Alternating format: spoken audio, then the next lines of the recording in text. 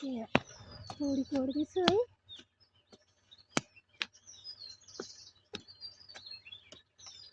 खेतीपाती जीवन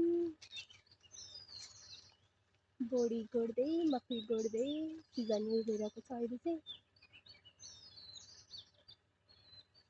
अहिले चाहिँ मकै गोडेर भ्याएर बोडी गोड्दै हो।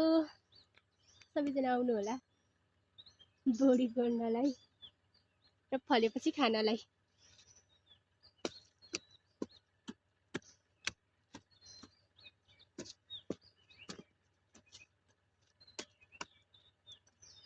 फेरि कस्तो बसेर गोडेको भन्नु होला है गाइज। उठेर गोड्न चाहिँ मिल्दैन यहाँ, कमर पनि दुख्छ, गाह्रो पनि हुन्छ। झार पनि यति धेरै पलाइराखेको छ कि उठेर घुप्टी परेर गोड्नुभन्दा त बसेर गोड्न फाइदा राम्रो पनि। मिल्थ्यो भने त पलेटी कसेर गोड्नु पनि हुन्थ्यो। गफ हो है फेरि यो चाहिँ गाइज, पलेटी कसेर गोड्ने भन्ने चाहिँ।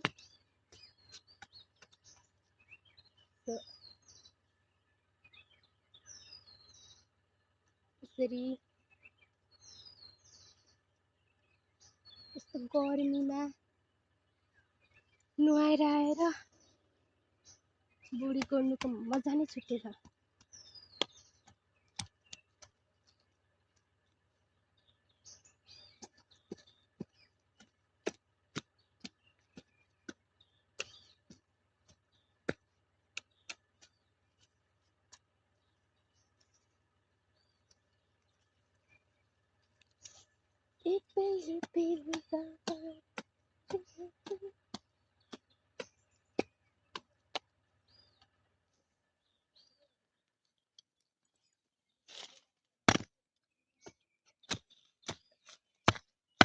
ढुङ्गा नि यति धेरै छ कि जहाँ हेर्यो नि त्यही ढुङ्गै मात्र भेटिन्छ भनेको।